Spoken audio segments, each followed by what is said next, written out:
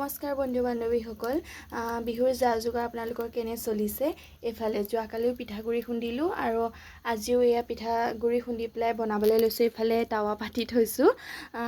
আমাৰ কিন্তু এটা সুবিধা হয় ঢেঁকীটো ভিতৰতে আছে আৰু ঢেঁকীৰ ওচৰতে আমি এনেকৈ পিঠা বনাওঁ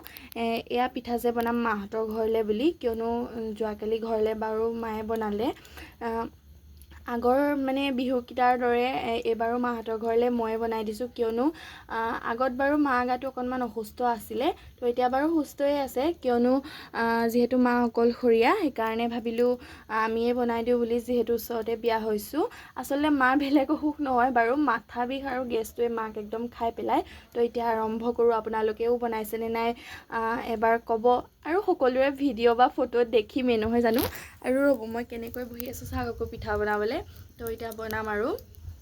পাই যাব ভিডিঅ'বোৰ মানে কি কৰোঁ বিহুত তো আপোনালোকে মৰম দিব বুলি আশা কৰিলোঁ